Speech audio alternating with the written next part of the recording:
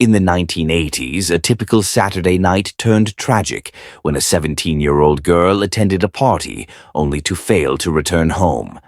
Despite assuring her parents she'd be back soon, the teenager vanished. In a shocking twist, her body was discovered mere meters from her residence. This heinous crime sent shockwaves through Cleveland, Ohio, a community deemed one of the safest. The incident instilled fear that lingered for years. Initially, detectives explored various theories about the missing girl's fate. However, it wasn't until years later that the true culprit was revealed. Just as the family thought they'd find closure, the perpetrator made a stunning escape. In December 1987, Barbara Blatnick, a 17-year-old from Garfield Heights, Ohio, lived with her parents, Teresa and John, and her older sister, Donna, on Band Drive, leading an ordinary life until her fateful disappearance. Barbara Blatnick, affectionately known as Barbie, was a vibrant and charismatic individual with a distinctive 1980s-style blonde hairdo, characterized by its puffy feathered texture. Her warm and sunny disposition made her a beloved figure among those who knew her. Her father fondly described her as a free-spirited individual with a passion for heavy metal music, makeup, dancing, and babysitting. Barbie's social calendar was always filled, courtesy of her extensive network of friends. Her sister Donna remembered her as someone who lived life with unbridled enthusiasm, embracing every opportunity to party and enjoy herself. Barbie's interests included socializing, experimenting with substances, smoking, and immersing herself in the party scene. She had a particular fondness for loud, heavy metal music, with AC/DC being her favorite band. Following a switch in high schools in January, Barbie transitioned from Garfield Heights High School to EIE View Catholic, where she continued her junior year. According to Donna, her sister had a penchant for dating multiple individuals without committing to anyone exclusively, reflecting her carefree and adventurous spirit. Barbie's love for freedom and spontaneity often led her into mischief. While she enjoyed the company of many, there was one person she favored spending time with, her boyfriend, Jerry. Their relationship was a typical teenage romance, marked by periods of togetherness and breakups over the course of a year. It was a casual, laid-back arrangement, devoid of serious commitment. In addition to Jerry, Barbie was close to a tight-knit circle of girlfriends. Although she could be a handful at times, Barbie didn't have any known enemies, only a large network of friends drawn to her warm and sunny personality. Her bright smile and blonde hair made her a familiar and beloved figure. On a typical Saturday afternoon, December 19th, 1987, Barbie set out with friends to attend a party, dressed in her usual style: jeans, sweater, and jewelry, with her essentials, comb, money, and cigarettes, tucked away in her back pocket. She never bothered with a purse or bag, preferring to keep her hands free and focus on having fun. Newspaper accounts from the time vary regarding the exact time Barbie left her home, with some reporting 4 p.m. and others 6:30 p.m. The reason for this discrepancy is unclear, and its significance is uncertain. However, her elder sister Donna vividly remembers bidding her farewell, saying, "Bye, have fun," as Barbie departed. The term party was somewhat ambiguous, encompassing anything from an intimate gathering of 8 people in a living room to a larger event with hundreds of attendees, or even an informal hangout with a few teenagers in a backyard or park. Barbie was picked up from her residence by her friends, Michelle Trodden and Sheila Salmon, and they subsequently visited a local bar known for its lax attitude towards underage drinking. It was a common haunt for Barbie and her friends, who often frequented establishments with lenient age restrictions to attract more patrons. While this practice may seem questionable by today's standards, it was not uncommon in the 1980s and 1990s for bars and pubs to overlook age limits to boost their customer base. Prior to the stricter regulations and laws enacted in the early 2000s, it was relatively easy for minors, including 16-year-olds, to order drinks at bars. On this particular evening, the group headed to Garfield Heights to visit their friend, Philip Knoll's residence between 7 and 8 p.m., where they continued drinking and socializing. Afterwards, they strolled over to Motorcycle Specialties, a local bike shop on Warner Road, a popular hangout spot within walking distance. The shop's owner, who often provided alcohol and marijuana to entertain the girls, welcomed their presence, believing it would attract and retain customers. The teens frequently gathered in the bike shop's basement, which Jeff, the owner, had converted into a party space. On this occasion, the gathering included Barbie, Michelle, Sheila, Linda, and several others, who spent their time socializing and enjoying themselves in the informal setting. Barbie's former boyfriend, Dave, was also in attendance at the party. At 10:30 p.m., Barbie made a phone call to her parents, although the exact location of the call remains unclear. This act was out of character for Barbie, as she typically didn't check in with her family. As a bit of a rebel, she valued her independence and disliked curfews or restrictions. Normally, Barbie would spend time with friends and return home later or stay over at a friend's place, which was a common occurrence.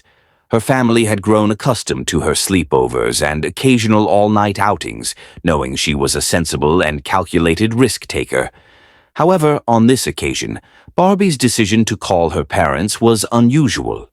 Given the time period, 1987, and the absence of cell phones, Barbie would have had to use a landline to make the call home.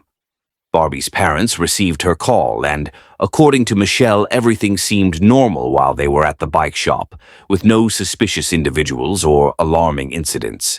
Michelle recalled that they stayed at the shop until 3:15 a.m. before leaving. Michelle then drove Barbie to the intersection of Warner Road and Grand Division Avenue near the bike shop and dropped her off. This area is a mix of residential and commercial properties, including convenience stores and car repair shops. Barbie informed Michelle that she was heading to Jerry's house, which was located behind the AC Delco Auto Parts store, where he lived with his older brother, Bob, and their parents. After Michelle dropped Barbie off, they parted ways, unaware that Jerry was not home that night, as he was out with friends. It remains unclear whether Barbie knocked on the door and left when no one answered or simply departed without attempting to contact Jerry. Several scenarios could have unfolded after Barbie was dropped off, including Bob, Jerry's brother, or someone else answering the door if she knocked. It's uncertain whether Barbie attempted to contact Jerry while walking around. Her options for getting home included taking a shortcut through the woods, which would have been a longer but more direct route, or walking to her friend Gina's house, just 2 blocks away on Grand Division Avenue. Gina, who lived with her boyfriend Rodney, had declined Barbie's invitation to hang out that Saturday, a decision she later regretted, thinking she could have kept Barbie safe. Gina mentioned that her boyfriend was one of 3 feared brothers in the area, implying that Barbie might have been safer with them. However, Barbie never made it to Gina's house that night, despite its proximity to where Michelle dropped her off. The exact circumstances of Barbie's actions and decisions after being dropped off remain unclear. Despite Barbie's unusual phone call, she failed to return home that night. Her parents, assuming she was staying with a friend, went to bed without concern, even when her bed remained unused. The family was preoccupied with the upcoming Christmas celebrations and Donna's wedding, for which Barbie was to be the maid of honor. The next morning, Barbie's mother and sister went Christmas shopping, purchasing a new blow dryer for Barbie's curly hair, wedding essentials, and gifts. However, upon returning home, Barbie's mother sensed something was amiss and expressed her concerns to Donna. Unbeknownst to them, 2 police officers had arrived at their house shortly after they left, requesting Barbie's father to accompany them to the morgue in Cuyahoga Falls to identify a body. Confused, he complied, unaware of the devastating news that awaited him.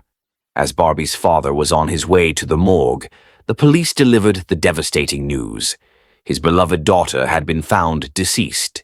Her mother, sensing something was wrong, had intuitively exclaimed, "Barbie is gone," upon returning home.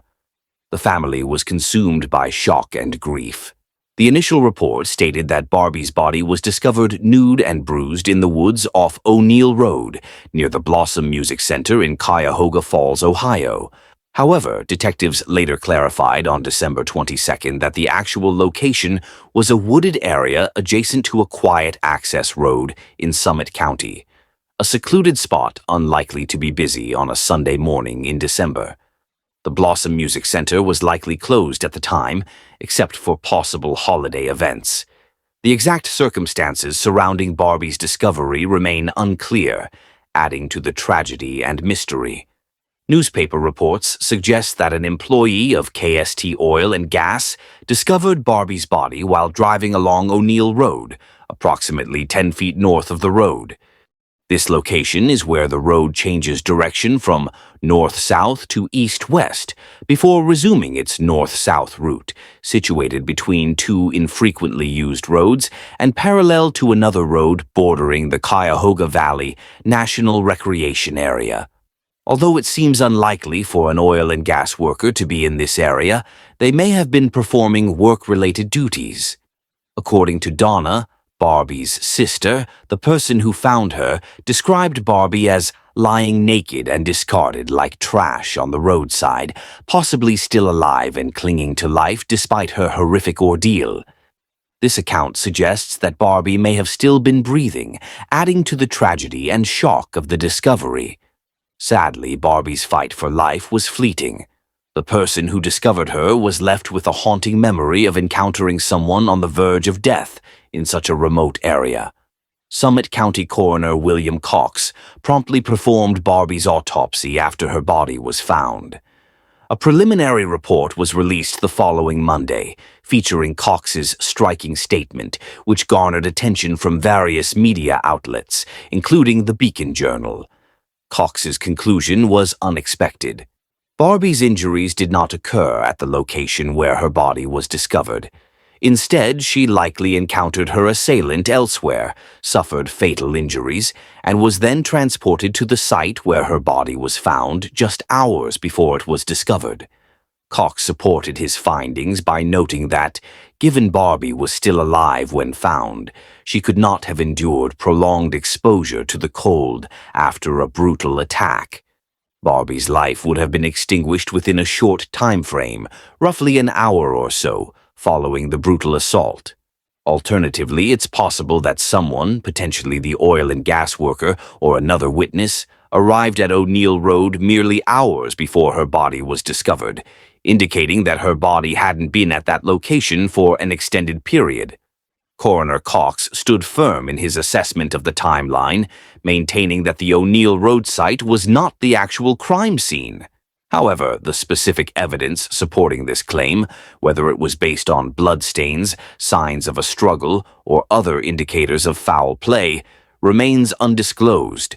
The exact method used to transport Barbie's body to the dump site, whether she was carried, dragged, or discarded from a vehicle, also remains a mystery.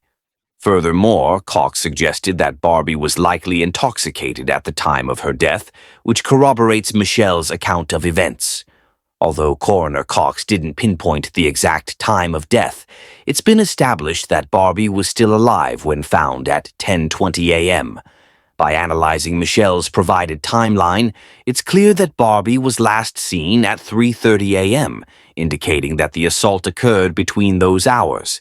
The attack was exceptionally brutal, leaving deep, dark bruise marks on Barbie's neck, which were so severe that a scarf had to be used to cover them during the funeral. Notably, Barbie's body was found with her contact lenses still in place and a ring engraved with her school's name and her first name, which she had received at school. However, her clothes, jewelry, comb, and money were missing, except for the ring, which the assailant curiously left behind. This raises questions, as the perpetrator took the time to remove her other jewelry, but not the ring, suggesting that perhaps it was intentionally left to facilitate identification. The detectives could only speculate about the circumstances surrounding Barbie's death, wondering if the assailant's initial intention was not to kill her, or if she had voluntarily removed her clothes and jewelry due to a familiar or intimate relationship with the perpetrator. Following the autopsy, Coroner Cox made some intriguing statements to the media. He revealed that Barbie's cause of death was strangulation, although it was unclear whether it was done manually or with an object due to the severe bruising. Notably, Cox asserted that Barbie was assaulted by multiple individuals. This information was shared with the media on December 22nd.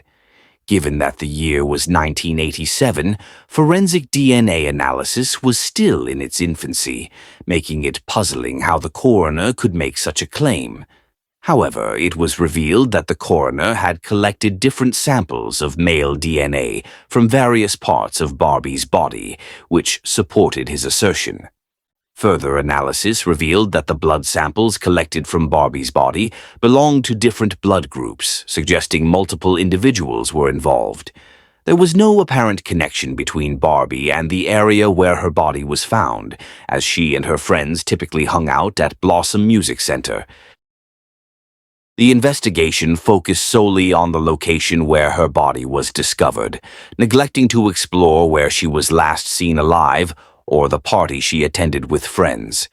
If the perpetrator was in the vicinity of Garfield Heights, it's plausible they sought to dispose of her body quickly, making Summit County a convenient option.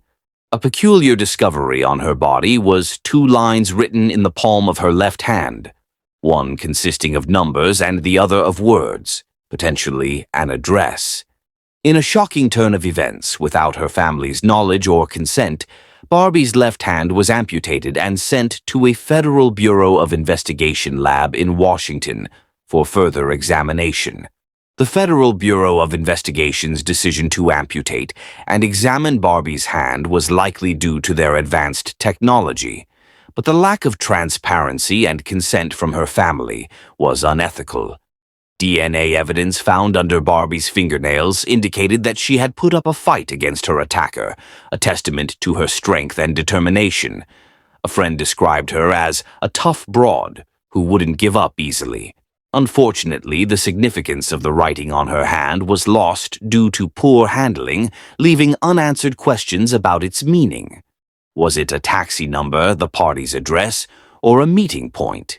The case went cold, and by 1997, the lead detective in Cuyahoga Falls described it as a challenging case to crack, citing the distance from Garfield Heights and the lack of witnesses as major obstacles. Despite Barbie's popularity, a veil of secrecy surrounded her final moments after Michelle dropped her off. The newspapers added to the confusion, fueling speculation about her fate. Cleveland, considered a relatively safe city with a high solve rate for similar cases, was gripped by fear and uncertainty. Rumors swirled that Barbara's case might be linked to a serial killer, as 3 other unsolved cases involving middle-class white women in safe neighborhoods surfaced in the last 4 months of 1987. The bodies appeared to be dumped in a deliberate diamond pattern, sparking widespread panic. 3 main theories emerged, each stirring up fear and anxiety. The first theory proposed that someone close to the victim, possibly an acquaintance or friend, might have been responsible for her brutal murder. 3 theories emerged to explain Barbie's tragic death. The second theory suggested that the perpetrator might have been someone on the periphery of her social circle, someone she thought she knew but didn't know well enough. The third and most unsettling theory proposed that she might have fallen victim to a previously unknown serial killer. A chilling revelation from a few years prior added fuel to the speculation. George, a local man, had confided in Kelly, a friend of Barbie's, about a disturbing encounter at a bar. While intoxicated, George claimed that Jerry, Barbie's boyfriend, and his 2 brothers had approached him for help, seeking assistance in cleaning their car with bleach and washing their clothes. When George inquired about the reason for this urgent cleaning, one of them allegedly admitted, "We just killed Barbie Blatnick." Kelly shared George's disturbing claim with Gina, Barbie's best friend, who in turn brought it to the attention of a detective. However, Gina felt that the detective didn't take the information seriously, leaving her wondering if George's account was credible or just a drunken fabrication. If true, George's statement could have been a crucial lead, but the detective's lack of interest and the fact that Jerry had already been thoroughly investigated may have contributed to the lead being disregarded. As time went on, one of the brothers mentioned in George's statement passed away, and the case files of Barbara Blatnick seemed to be buried with him. Despite the lack of progress, Barbie's family continued to honor her memory, holding a small memorial every year for 3 decades, keeping her spirit alive and their hopes for justice burning. As the years went by, life moved forward for those affected by Barbie's tragic death. Donna, Barbie's sister, built a new life, having children and grandchildren of her own. However, their mother passed away without ever finding closure or understanding who took her daughter's life so brutally. Donna continued to seek answers, leveraging advancements in technology and creating Facebook pages in her name. But ultimately, the trail went cold. The pain and trauma lingered, leaving Donna with severe post-traumatic stress disorder, which erased her childhood memories and high school experiences. A tattoo on her arm, "I miss you" in French, served as a poignant reminder of her loss, translating to "You are missing from me." Donna often visited the West Side, revisiting memories of her sister. Then, in August 2019, the Porchlight Project, a nonprofit dedicated to solving cold cases in northern Ohio, brought new attention to Barbie's case, rekindling hopes for justice and closure. The Porchlight Project, founded by James Renner, an investigative reporter and author from Akron, partnered with the Cuyahoga Falls Police Department to revive Barbie's case. Through their efforts, they raised $6,000 for DNA analysis, leveraging advances in genetic genealogy to potentially identify her assailant. The DNA collected from under Barbie's nails was sent for examination, and after 32 long years, the Cuyahoga Falls Police Department finally had a breakthrough in May 2020. They identified Barbara Blatnick's assailant as 67-year-old James E. Zastonik, a Cleveland resident, and arrested him for first-degree murder. Notably, Zastonik had no prior criminal record, but his family had a history of violent crimes, with his brothers having served time for assault. This significant development brought new hope for justice and closure to Barbie's family and loved ones.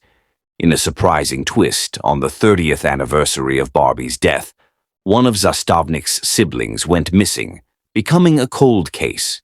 This raised questions about potential karma or coincidence, and whether there was a connection between the two events. After learning that DNA linked him to the case, Zastonik made a stunning admission during a phone call, claiming he might have had an intimate encounter with Barbie. He recounted a story where he offered her a ride, took her to his house, and they ended up in bed. He alleged that he last saw Barbie when he dropped her off at the corner of Grand Division and Warner Road, denying any involvement in her murder. Despite this claim, Zastonik's trial was set for October 22, 2021, bringing the case one step closer to resolution. Zastonik's bond was set at $35,000, which was promptly paid, allowing him to be released. Donna, Barbie's sister, expressed her discontent and frustration about the suspect being free, despite the DNA evidence linking him to the crime. However, Zastonik was battling cancer and received hospice care while living with a relative in Mogador. Donna was informed about his condition through a private message from a Facebook friend. During a video conference, Donna saw Zastonik for the first time, sipping coffee at his brother's house, which further infuriated her given the contrast between her sister's fate and his relative freedom. The COVID-19 pandemic led to concerns about the trial, with possibilities of postponement or mandatory masks in court. Meanwhile, Zastavnik's poor health made it uncertain whether he could even attend the trial. Barbie's family had been seeking answers to their haunting questions for decades. Why was she abandoned on the side of the road, brutally beaten, and left naked? What happened to her personal belongings? However, their hopes for closure were repeatedly dashed, first by COVID-19 related delays, and then by James Zastavnik's passing in August 2021, just 2 months before the trial. With his death, the truth about Barbie's tragic fate on December 19, 1987, was forever silenced. Donna once again had to find a way to cope with the loss of her sister and the lack of justice. She expressed gratitude to the Porch Light Project for identifying the perpetrator, bringing some measure of comfort. While the family found solace in knowing that Zastavnik could no longer harm anyone else, they were left to find closure without the answers they had long sought. Although the case of Barbara Blatnick was technically solved with the identification of James Zastavnik as the perpetrator, many questions still lingered. The exact nature of Zastavnik's involvement remained unclear, leaving everyone wondering, what exactly did he do to Barbara? Was he the sole perpetrator, or was he an accomplice to someone else's crimes? The fact that Zastavnik maintained his innocence until the end raised further doubts, leaving room for speculation about his actual role in Barbara's tragic fate. In a desolate stretch of the Seward Highway, south of Anchorage, Alaska, a shocking discovery in 1978 marked the beginning of a mysterious case that would span decades. The remains of 16-year-old Shelley Connolly were found, and the investigation eventually stalled, leaving her friends and family without answers. However, in 2019, breakthroughs in forensic technology finally cracked the case open. Shelley Connolly, born and raised in Anchorage, Alaska, was a lively and adventurous teenager with a strong connection to her loved ones. She was petite, with a subtle beauty that her mother later noted Shelley didn't fully appreciate. Despite leaving high school, Shelley was eager to create her own path. She had a passion for beauty and personal care and was set to begin cosmetology training. At just 16, she was also engaged to a military man stationed at Fort Richardson. On January 7, 1978, Anchorage, Alaska, awoke to a typical day shrouded in dense fog, which would later become etched in the memories of those who knew Shelley, a day her mother, Judy Connolly, would relive countless times. That evening, Shelley prepared for a night out, selecting an outfit that mirrored her vibrant personality. Despite her mother's concerns about her revealing attire, Shelley added a ski jacket gifted by her parents for Christmas and headed to Chilkoot Charlie's, a popular Anchorage bar. Although underage, Shelley seamlessly blended in with the crowd of young adults who frequented the bar during that era. The oil boom had transformed the bar into a hotspot, attracting a surge of young men with substantial disposable incomes.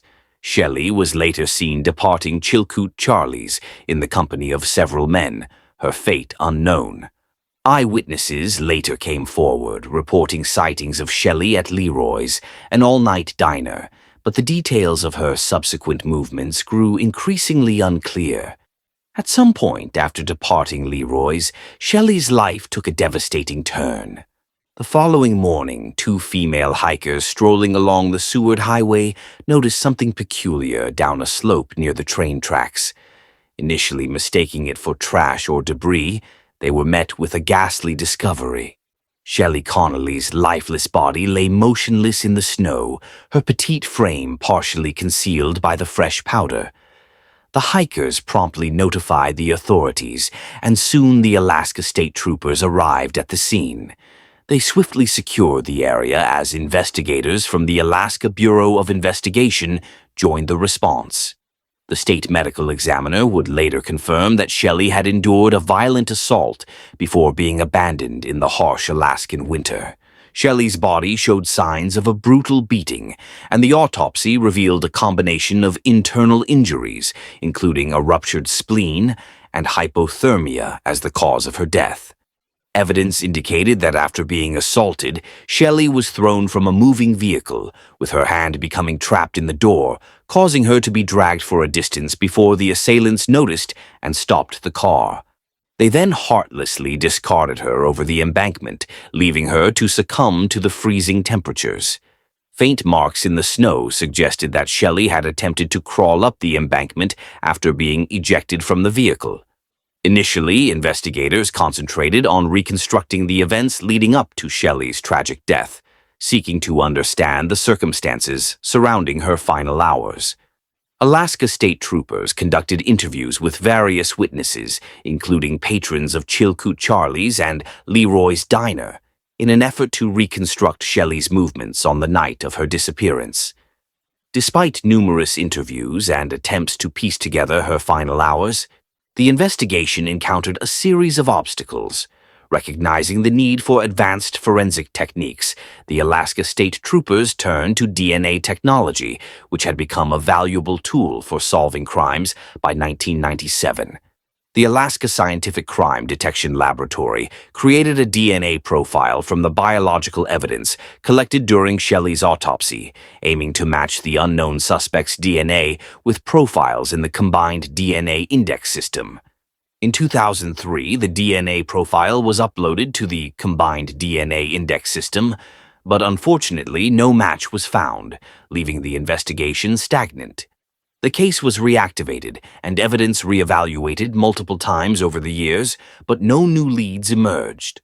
It wasn't until 2019 that investigators finally made a breakthrough in the cold case. In early 2019, the Alaska State Troopers Cold Case Unit turned to genetic genealogy for fresh perspectives. This cutting-edge forensic technique involves submitting a DNA profile from the crime scene to Parabon Nanolabs, a Virginia-based company specializing in DNA analysis and genealogy.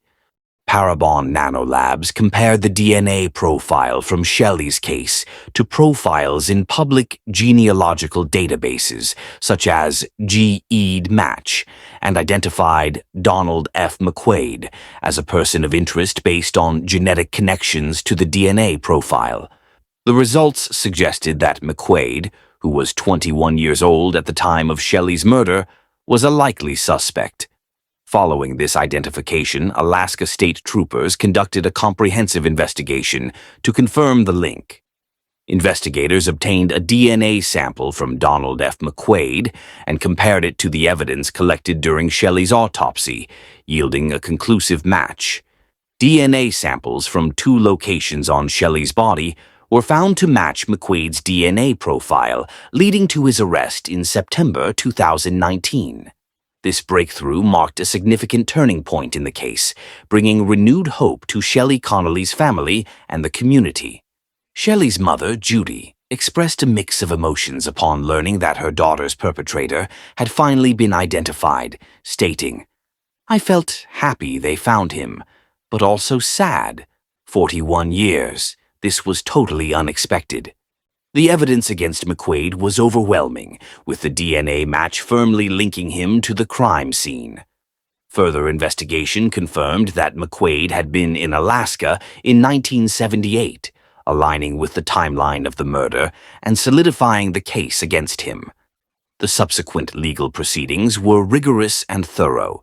Donald F. McQuaid faced charges of first-degree and second-degree murder, and the case was prosecuted by Assistant Attorneys General Aaron McCarthy and Paige Smothers, who presented a comprehensive case to the court. The prosecution highlighted the heinous nature of the crime and its profound impact on Shelley's family, seeking a sentence that reflected the severity of the offense and McQuaid's advanced age. On April 26, 2024, Superior Court Judge Andrew Peterson delivered a sentence of 50 years in prison for McQuaid's role in Shelley Connolly's murder. In his remarks, Judge Peterson emphasized the gravity of the crime and the long-overdue justice for Shelley and her family, bringing closure to a case that had spanned decades. Judge Peterson poignantly observed that while McQuaid had been able to live a full life and witness his children grow up, Shelley's family had been cruelly denied those same experiences with her. The sentencing marked a poignant moment for the Connolly family, who had endured an agonizing wait of over 40 years for this sense of closure. They expressed a bittersweet mix of emotions, feeling both relief and sorrow, as they acknowledged that while justice had been served, it could never truly make up for the loss of their beloved Shelley. Shelley's mother, Judy, expressed her gratitude for the role of advanced technology in solving the case, stating, "I'm just so thankful for whatever new technology it was that came along and solved this crime, and I hope it will help solve other unsolved cases for different families."